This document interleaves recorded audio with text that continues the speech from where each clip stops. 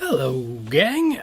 So I've been asked for this video many times, and I always say, yeah, I'm working on it. I'm gonna get to it because I wanted to practice and have like something cool ready and a cool piece and make it a real long form, kind of like the Zach video I did, or like the Nuno video and that kind of thing, because I love this piece of gear.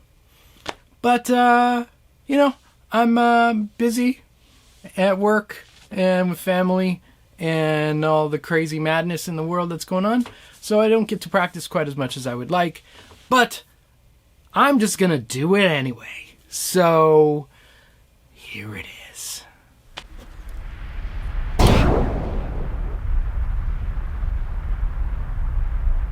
Mesa Boogie Triaxis preamp.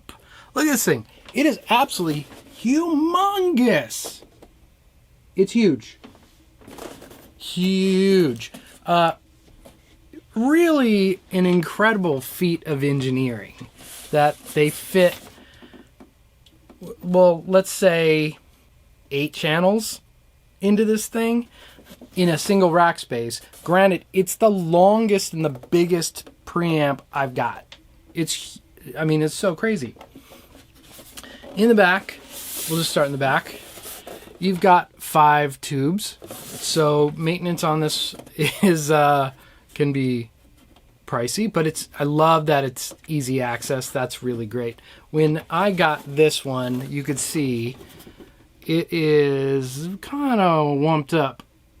Yeah, you could totally see. So it has some warts, and there's a couple like issues with some connectors and that, but I took it over to the Mesa Boogie store and they cleaned it up for me. It works perfectly and it sounds great, so whatever.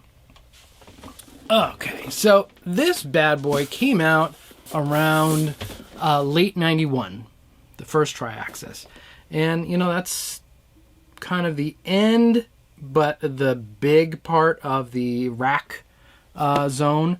So this is the third Mesa Boogie preamp, I believe. The first being the studio, second being the quad, and then you get this. This has sort of like the full Mesa lineage dropped into a programmable preamp. This is your presets slots here. Gain, treble, bass, mids, sure, all making perfect sense. This is a weird thing. There's lead 1 drive and lead 2 drive. So, you know, you go, oh, well, I'll just turn that one up and get a little more gain with lead 2. Now, that's not how it works. If you're in the lead 1 setting, you use the lead 1 drive and lead 2 doesn't work. If you're in lead 2 setting, you use the lead 2 drive, lead 1 doesn't work. Why they didn't just have a lead drive and it just shift over. I don't know. It's super weird. The master output, but master. Okay, and you got your output. Presence and dynamic voice. Dynamic voice is essentially that 5-band EQ that Mesa Boogie is famous for. So at the flattest, it's here, and then it's variations, and they're sort of preset curves, which is kind of incredible that they're able to do it. It's not just like, hey, I'll give you more. There's actually like some cool variations that are in the manual. There's a programmable effects loop, and then there is switching, which is because this guy has a counterpart, the Mesa 290 power amp. This was really marketed as sort of like a system.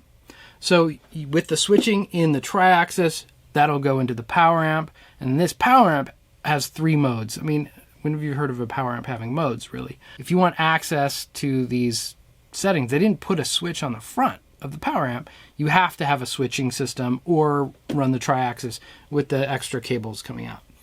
So with none of the modes in, it's kind of a vanilla bland power amp. With the modern switch in, it sounds really nice. With the deep switch in, at low volume, it's like, I am the king of guitar. It's so big sounding. At high volume, it just will destroy cabs. It's so beefy. And all bass in every scenario has to be rolled off on the preamp and stuff because there's already billions amounts of basses. So, I'm going to show you some stuff. Like I said, I ain't got no guitar skills right now, so we're just going to have to roll with it. You're going to have to hear all the my same licks and the same crummy guitar playing. All right, so when you get a Triaxis, the first thing you got to do is you scour the internet for images of John Petrucci's rig, because that's one of the secret benefits of the Triaxis is that it has these bright red numbers shooting out. I mean, you try that with like the Marshall gold knobs, it just disappears. You got these bright red numbers, you're like, I see what you're doing. Very nice. So we're going to pull up a John Petrucci preset and kind of start there and see what's going on. Oh, this is where I left it. So I did this once and I've never really changed it. So we go gain 8.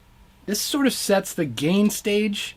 It's not necessarily just how much distortion. It's like, if you think of it as how much of the guitar you're letting in, we'll go with that.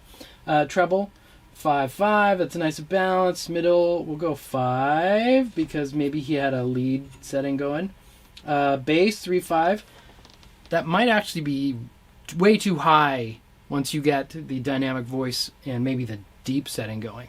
So then you got a 0 on lead 1 drive, which of course you'd look at that and go like, that's kind of weird. But like I said, we're going to be in a lead 2 slot. So lead drive is at 6.5. Master, put it at 4.5. Presence, 6. And then the dynamic voice. So at 4.5, you're getting a really strong V with the mid scooped down and the highest slider pulled down just a bit too. So this is where we're at. Modern mode, no deep mode.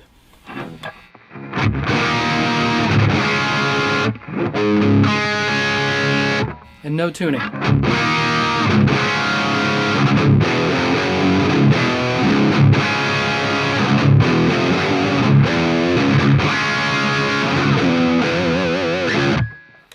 That's pretty darn nice. It's not cranked. Let me put it in the room to hear real quick. This is now in my control room.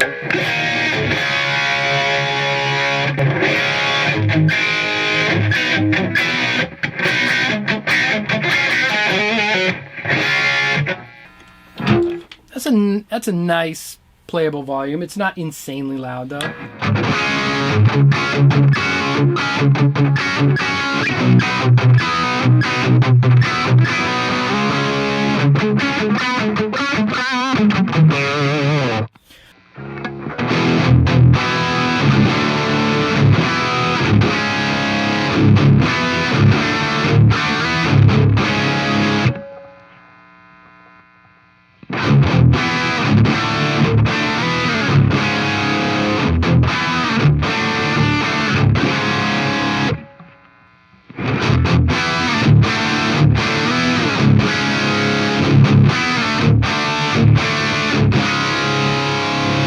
And there was a huge drastic difference when you get to that red. But the more dynamic voice.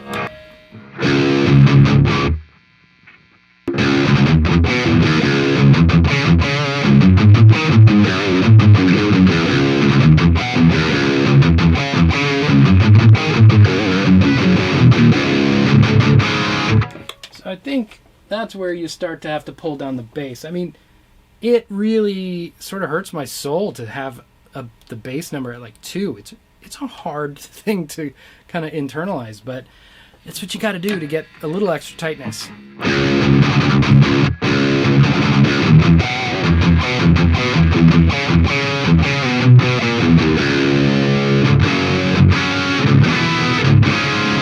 That's better. Let's just turn it off.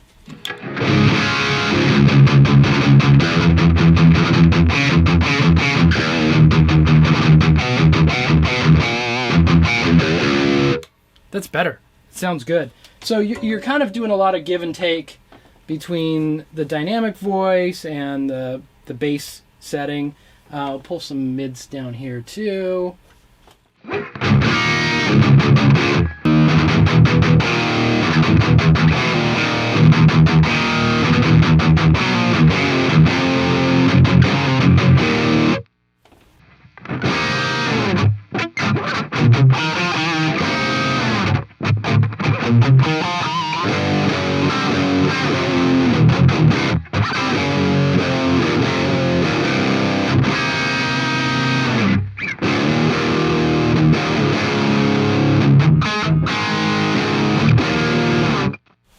It's a little smoother than a Recto, but it's pretty cool.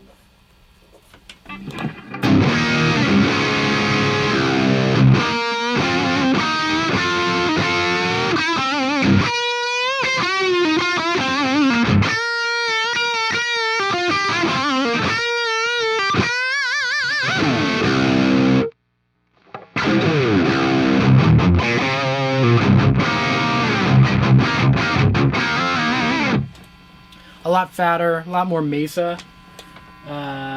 Let's see, can I go pull these mids all the way out?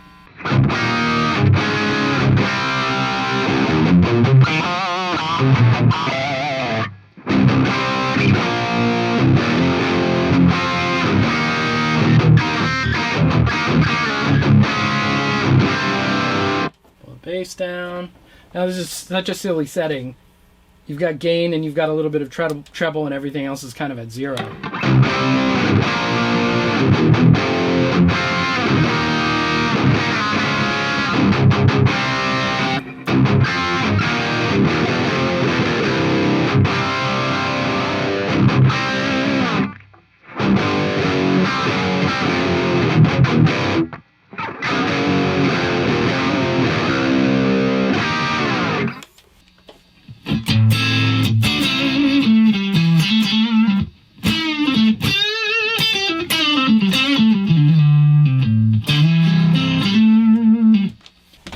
Okay, let me show you the deep switch.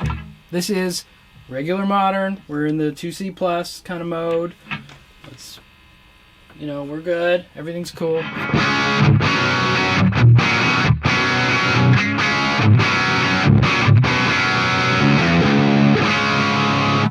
we're going to put on the deep switch.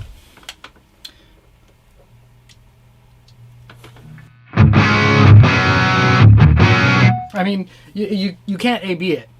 It's out of control, humongous. I wish it was some way like a half deep would be amazing. So we're going to cut all the bass out.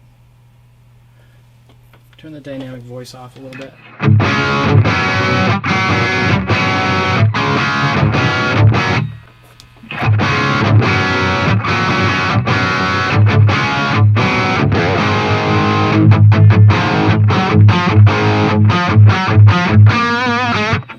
So it's cool once you dial it in. I really love it on those Mark I voicings. So, because it makes it humongous. Huge, humongous.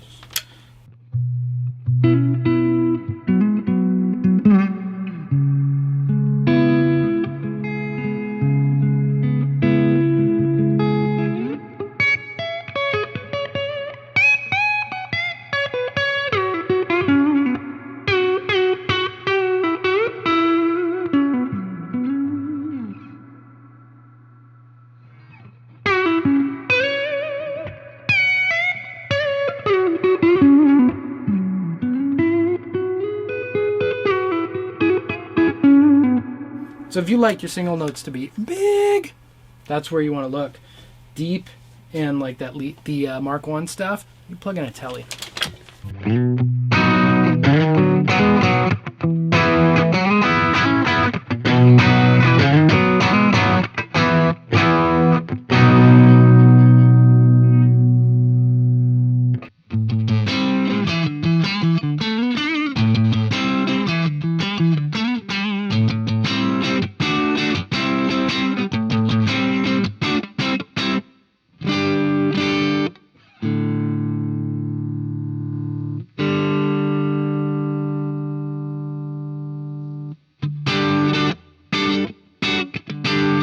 Oh, I forgot I have no modes on, but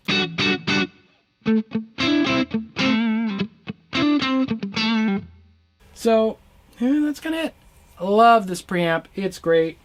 If I'm playing through something, and especially for leads, if it's feeling a little too cranky, a different amp is feeling too cranky or edgy bitey, I'll sometimes go for that because it really is pretty smooth sounding, although you could get some nice crunch out of it. But it's all in all really nice. It looks like you're in the cockpit of a spaceship for now. Take care.